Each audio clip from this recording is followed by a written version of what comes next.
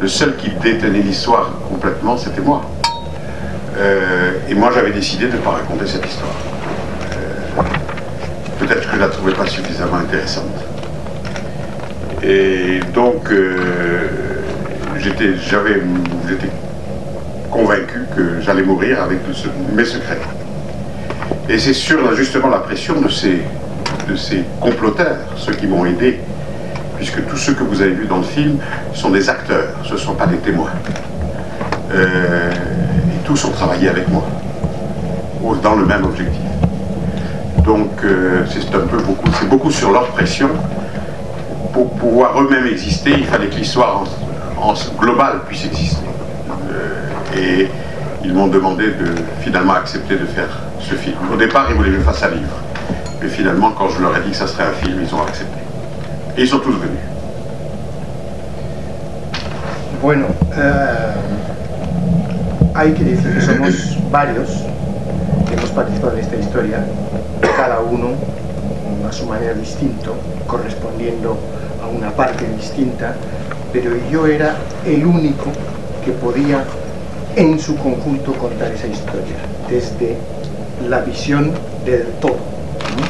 Y yo había decidido que no quería contarlo porque quizá no me parecía lo suficientemente interesante, ¿no? Pero después, con el tiempo, y gracias a la presión de mis co-conspiradores, muchos de ellos vieron el interés y decidimos hacer y trabajar con el mismo objetivo de hacer esa película. Primero me presionaron para hacer un libro, que al final se decidió que iba a ser una película, y es la película que habéis visto. Alors, en ce qui me concerne, l'effet positif, c'est que c'était une merveilleuse aventure. Et remonter dans mes souvenirs, c'est toujours quelque chose de fantastique. D'autres bénéfices, si vous pensez à des bénéfices matériels, il n'y en a pas eu. En tous les cas, directement. S'il y a eu des bénéfices matériels, c'est le fait que j'ai conforté la confiance que certains leaders me portaient et que j'ai pu obtenir des accès très faciles, et je continue à avoir des accès très faciles auprès d'eux. Alors l'effet positif pour le reste, ben, écoutez, d'abord, c'est certainement pas moi qui ai tué l'apartheid. J'ai joué un rôle, j'ai peut-être mis ma brique sur le mur de la fin de l'apartheid, mais je crois que tout ça a été fait avec un objectif humanitaire plus qu'un objectif politique. Je m'explique. L'apartheid devait mourir. C'était un régime inacceptable et qui était une insulte à l'image de l'homme. Le problème, c'est de savoir comment l'apartheid allait mourir. Ma différence, c'est que j'ai souhaité que l'apartheid puisse mourir en paix. C'est-à-dire qu'elle ne se termine pas dans un bain de sang ou dans une guerre civile où la victoire de l'un sur l'autre. J'ai souhaité que cette paix puisse se perpétuer, que les Blancs puissent continuer à vivre dans leur pays, au même titre que les Noirs étaient dans leur pays. Et c'est à cela que j'ai œuvré, rien d'autre. Bueno, en primer lugar, a nivel personal, ha sido una aventura maravillosa, que realmente que es un beneficio extraordinario. También me permite siempre pues, volver un poco con mis recuerdos, que también es un ejercicio sumamente gratificante. A nivel de beneficios materiales, y hablas de beneficios materiales, pues para muchos. Hay uno que a mí sí que al que doy mucha importancia, es que yo creo que he podido compensar un poco esa confianza que esos líderes depositaron en mí en el momento de iniciar esa aventura, y en la medida en que por esa confianza sigo teniendo acceso a esos líderes para ciertas cosas, pues a ese nivel sí. Eso entonces a nivel personal. A nivel general, quiero decir, yo no he sido la persona, yo no he matado el apartheid. Igual he desempeñado un papel pequeñito, he puesto un ladrillito pequeñito, pero el objetivo era al principio un objetivo humanitario y no político. El apartheid tenía que morir. El apartheid era una cosa inaceptable y realmente un insulto a todo lo que representaba la humanidad y los valores del hombre. La cuestión era saber cómo. Yo quería y deseaba que el apartheid muriese en paz, es decir, que no hubiese ni un baño de sangre, ni una guerra civil, ni con una victoria de una parte sobre otra. Quería que esa paz se perpetuara, que los blancos y los negros siguiesen viviendo en su país y en paz, y los unos con los otros. Y eso es lo que ha pasado. Tout à l'heure, on m'a posé la question en me disant quelle est la profession sur votre carte, sur votre passeport? Et j'ai répondu retraité. Mais c'est un mensonge sur le passeport. Je n'ai pas abandonné, je continue à travailler. Bueno, antes un periodista, un colega vuestro, me preguntó qué profesión, qué oficio figura oficialmente en mi pasaporte, o sea, ¿qué soy? Y oficialmente en mi pasaporte pues figura jubilado. Y quiero decir que es mentira. Que de jubilado nada. Y es lo único que voy a decir, que no estoy jubilado. La solitude est quelque chose qui vous accompagne dans ce genre d'aventure. L'incapacité d'échanger de ce que l'on pense, ce que l'on ressent. Parce que chacun des protagonistes est seulement détenteur d'une partie et il n'était pas question que je me livre à qui que ce soit, que je dévoile à qui que ce soit quel était le master plan que j'avais. Oui, la solitude a été quelque chose de très lourd et elle s'est exprimée encore plus particulièrement sur le tarmac de Maputo. Je crois qu'il y avait eu plus de 20 avions qui étaient arrivés pour l'occasion et qui étaient tous repartis. Alors d'un côté j'étais le maître du monde, j'étais dans mon avion de commande puisque j'étais resté dans un avion et je dirigeais les opérations et je réglais les problèmes quand il y en avait, il y en a eu quand même. Et puis je suis obligé de sortir parce qu'il faut que j'aille négocier avec Pete Potin. Et puis quand je reviens, ben, mon avion est parti, il n'y a plus personne.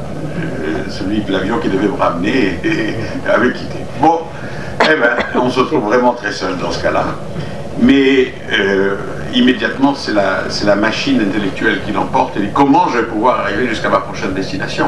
Et ça, c'était un exercice que j'avais vécu pendant 7 mois. Si je m'attarde au fait que je suis seul, est-ce que c'est ça qui l'emporte sur comment je vais faire pour aller à l'autre endroit, j'aurais perdu la partie.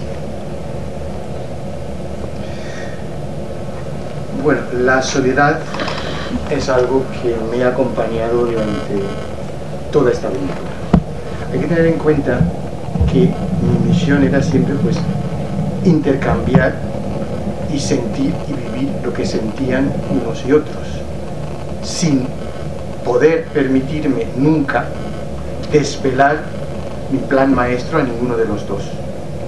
Es decir, tenía que tenerlo todo, pero sin desvelar nada a nadie, y seguir siendo maestro de todo esto.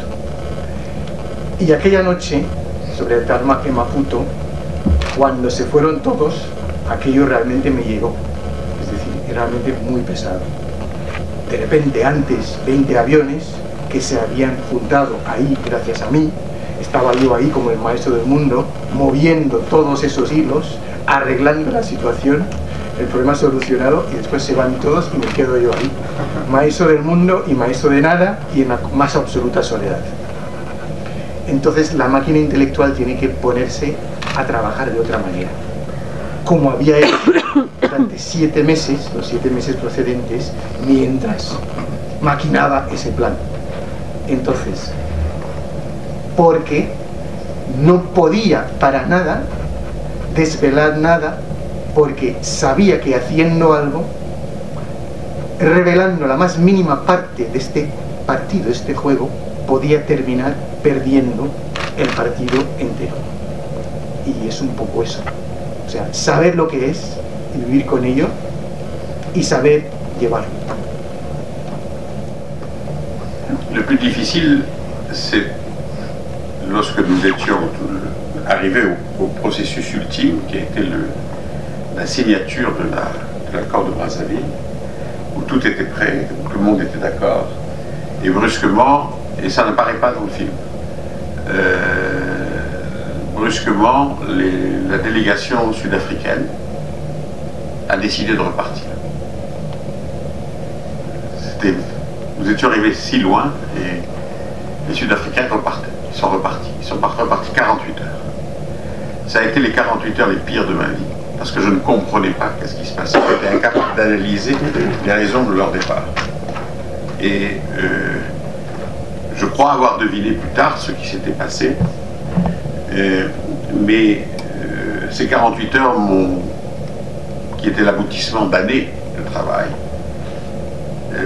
ces derniers 48 heures avant la signature de l'accord de Brazzaville ont été de loin le moment le plus dur pour moi.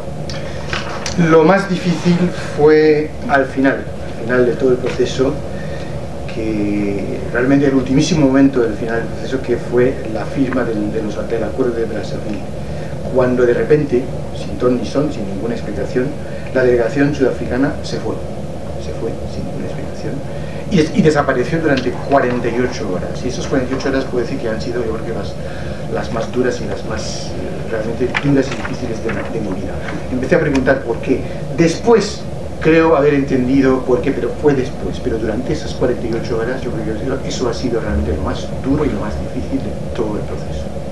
De hecho no se ve en la película cuando esto no se ve, pero dice que él personalmente, para él fue lo más difícil, esos 48 horas cuando se fueron y se quedó ahí sin entender por qué, que después atando cabos llegó a entender por qué, pero durante esas 48 horas realmente no entendía, eran muy difíciles. Como podéis imaginar, hay muchísimas historias y aventuras interesantísimas que aprendimos en el proceso de investigación de la película, y que finalmente esta anécdota que he contado de hecho estuvo en varias versiones de montaje de la película, y conseguimos imágenes de archivo de todo aquello, pero hay veces que complicaban el porqué, complicaba tanto explicar quién era Mobutu, quién era el Congo Kinshasa, que antes era Zaire, que no sé qué, o sea, el porqué era tan complicado que introducía, además en la parte final de la película, introducir nuevos personajes, nuevos a nivel estructural y narrativo no era bueno para la película, entonces hubo que quitarlo. Y como ese... Ça aurait été trop long et vous vous seriez ennuyé. Hubiese sido demasiado largo y os hubiese aburrido. Non, jamais. No, nunca. On est pris dans l'action, puisqu'on fait que des progrès. Jusqu'à ces 48 heures, il y a eu des échecs, il y a eu des setbacks, mais je rebondissais, donc j'étais toujours pris dans l'action. No, siempre se estaba metido en la acción. Hombre, hubo reveses, toma y daca, momentos difíciles, pero siempre había una tendencia hacia el progreso, progresábamos, pero hasta esos 48 horas, pero nunca. La seule chose, c'est que je ne savais pas quand ça allait se terminer. Lo único es que no sabía exactamente cuándo, a qué iba a terminar.